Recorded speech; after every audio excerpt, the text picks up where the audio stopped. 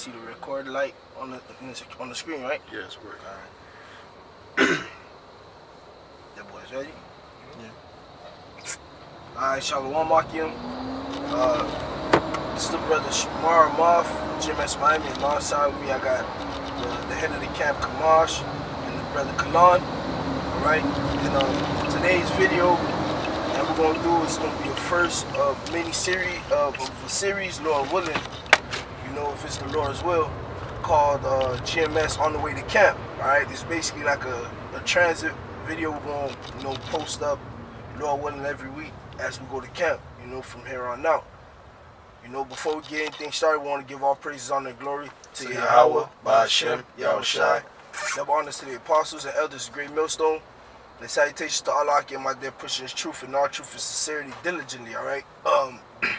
Today's topic, Lord willing, is going to be on, respect the order, man. Because, in this thing of ours, the Lord sets up order, man. He sets up order, just, that has to be met, that has to be followed, and basically in this thing of ours, because as I always refer to this thing of ours, it's like an army, and in an army there's order, and without order, things gonna be chaos. With order, things stay in line, So we just want to get straight into the scripts. First script we'll bring out is 1 Corinthians 14 and 40, and it reads, "Let all things be done decently and in order." Yeah, let all things be done decency and order, man. You gotta do everything in order. There's an order to everything. You got apostles, you got elders, you got camp leaders, you got the heads of the states, you got captains, you got officers, and you got different levels, man. That don't make none of us any more special than each other, but that's just for order's sake, man. Because without order, it's disorder, man. Without order, the shit don't work, man. Just like Yahushua is the head of the church, Let's say if Yahushua wasn't the head of the church, then it would have been all chaos, man. It would have been, demons would have been able to flourish and be at the top, man. So Yahushua at the top of the head of the church, and from Yahushua, pouring his spirit down on the apostles, which are now alive, which are apostles of Great Millstone, starting with Apostle Elder Tahara down, man. So you're supposed to respect the order, man. Because with the order, it keeps everybody in line, it keeps everybody in check. It keeps us on the right path as much as possible, man.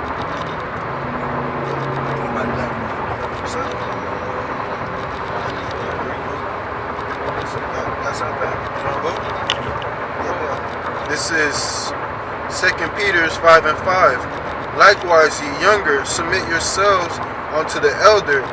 Yea, all of you be subject one to another, and be clothed with humility. For the Most High resisteth the proud, and giveth grace to the humble. Yeah, man, you're supposed to basically humble yourself, man. And subject yourself to the elders, man. It could be the elders, the elder apostles, brothers who was in this truth longer than you, man. You play your role, man. Man, you play your role. Because at the end of the day, everything happens for a reason. Everything happens, through the spirit and power of Yahweh Shai, man. So if the Lord set up, let's say, the camp leader to be the camp leader, it was the Lord's will to set him up to be the camp leader, man. And the Lord gave him that power over us. So you're supposed to submit yourself to him, man. Because at the end of the day, he is the camp leader. He is spiritually older than you. He is spiritually over you, man. It's like in real life, how you not going to listen to your older brother or not going to listen to your father or something like that, man. It don't work like that. Growing up, being a Levite and whatnot, my parents used to always have the saying, let's say if an adult wanted to go out with a child and the child would tell the adult no, the Levite would turn to the adult and say, hey, the child don't make rules, you make rules, man. So, because it's an order in the thing, man.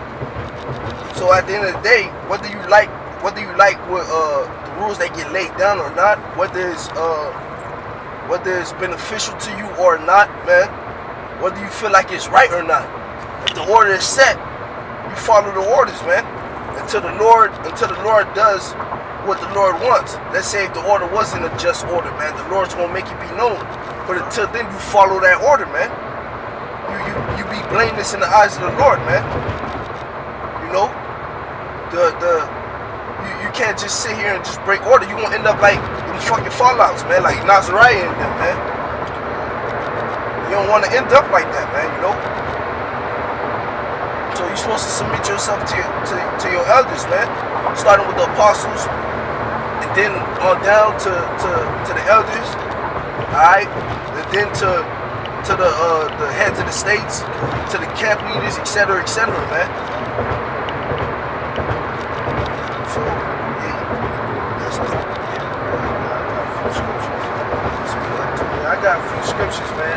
We'll start off with 2 Corinthians 10 and 4. It reads, "For the weapons of our warfare are not carnal." So Paul's letting us know that we are at war. We are at constant war, man. Every minute, every second, every hour, man. This is not a carnal warfare. It's a spiritual one, man. I'm jumping the gun, but the scriptures say that later, man. It's not carnal, it's a spiritual warfare, man. But mighty through Yahweh to the pulling of strongholds. But the point that I want to focus on is the first part of the scripture, that the weapons of our warfare are not carnal, man. To prove that we at war, man. We at spiritual war right now. Brought the scripture out, so to back up the next scripture I'm gonna bring out, man. This is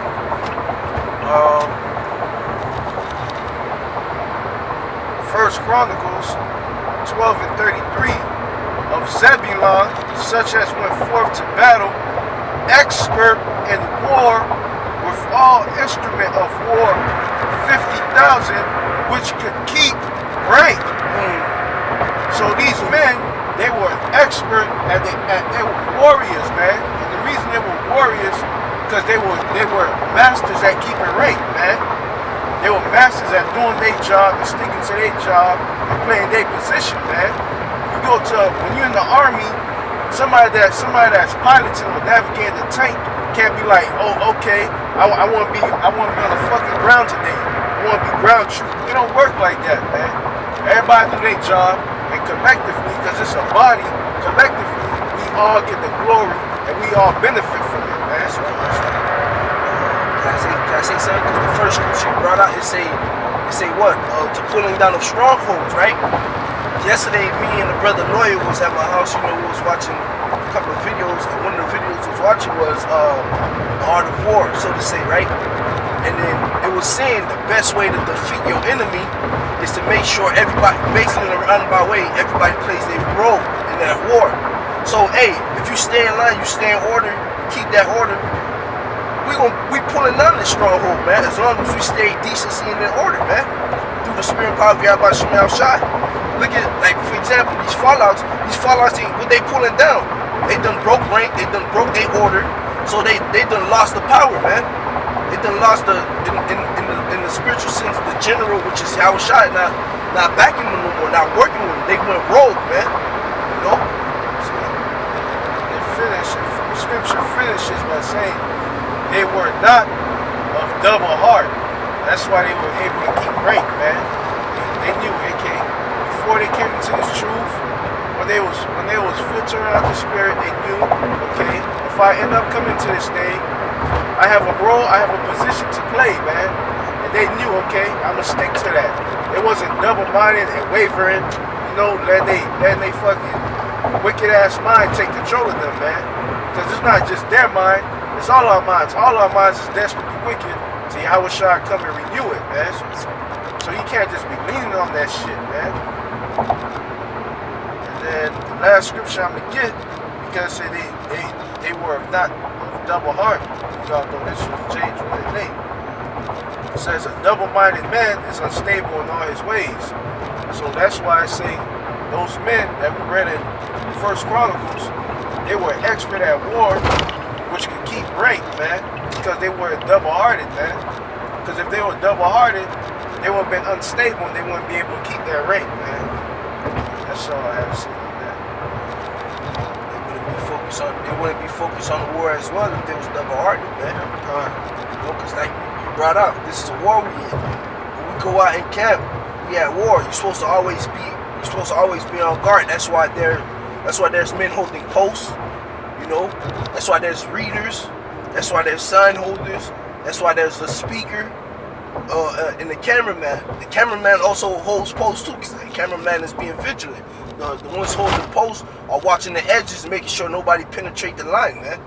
The sign holders watching around as well. So if you're not observing your order, the order of the heads or the man over you, you're gonna break rank, you're gonna break order, and there's gonna be confusion, it's gonna be chaos, man. You know? You got something else, Lord? That's it. Bring out this last scripture, you know, and you know, Lord willing, we'll close on this. This is an example of Peter and the disciple that whom Yahushua loved.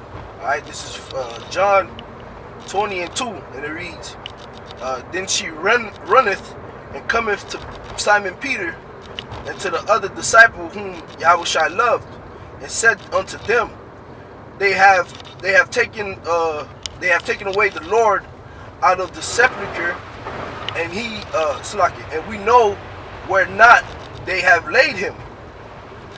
Peter therefore went forth, and the other disciple, and came to the sepulchre. So they ran both together, and the other disciple did outrun Peter, and came to the sepulchre first. And he stooped down, and looking in, saw the linen cloth lying, yet he went not in. The reason he didn't go in is because he knew it was an order. He knew Peter, the apostle Peter, the disciple Peter at the time, was over him, man. So even though he outran Peter, even though he sprinted harder than Peter, and he had more endurance than Peter, and he was quicker than Peter, and he was more agile than Peter, so to say, on his feet, and he outran Peter, he got to the sepulchre first. He didn't just barge in, man. He stood at the door. Yeah, he took a little peek. Oh shit, the body is gone. But Peter ultimately, he waited for Peter to get there, and Peter went in first, man. Then he followed Peter because he respected that order, man. You know, he respected that order, man. And that's the example we gotta have in this thing of ours, man. Because the scriptures say everything written aforetime was written for our learning, man. Paul, the disciple Paul, didn't just go around doing things. Nah, man, the Spirit came. The Spirit set it up where Paul was to teach the Gentiles. But who was the first one to see that, or in a sense, man? Who was the first one who dealt with the Gentile in a sense, man? And the Lord had to tell him, "Hey, look, it's time for the Israelite foreigners to come in." It was Peter, man. Peter was the head, man. You know, Peter was the head. You know, so hey, that's all I had to say. Yeah, the last thing I want to add on that, the elder brothers, man, not just the elders, but it's just brothers that was doing the work before you, like the brothers brought out early in the video, man. And that brother, he could be younger than you. He could be 10 years, 20 years younger than you, 15 years younger than you. But he's still spiritually, because he can't be carnal, man. He's still spiritually your elder, man. And that's just the way it is, man. Like it or not, that's just the way it is, man. Hopefully, Yahushua will hope that you like it, man. But he don't give two shits if he don't, man. Look, we had a king, I forget his name, man. Well, hopefully in post-production, the brother will post it. But I believe it, a king of Judah, man. He was 7 years old. And you telling me wasn't men older than him, like looking up at a 7-year-old sitting on the throne, man? He was 7 years old, and they had to listen to his orders, man. He was righteous at first, he eventually went off, but that's just the whole point. The elder don't have nothing to do with age, man. It's a spiritual thing. That's all I had to say on that. The scriptures say, despise no man in his youth, man. Because you don't know who the Spirit dwelling with. Hey, look at Yahushua, for example, man. Yahushua being what, 12 in the synagogues, you know, damn near schooling the doctors and the lawyers, man. And they damn near spiritually submitted to him because they realized, like, wow, this young man, he's spiritually older than me. He spiritually has more than me. He's spiritually wiser than me, man. they submitted and listened, man. So, hey, man, with that, you know, we hope you brothers were edified. You know, if you got any last closing statements, and we want to give our praises, honor, and glory to Yahweh, Bahashem, Yahweh Shai, double honors to the apostles and elders, a great millstone, and salutations to all our Akim out there pushing his truth and all truth and sincerity diligently, man. Shalom. Hit the record button. Yeah, just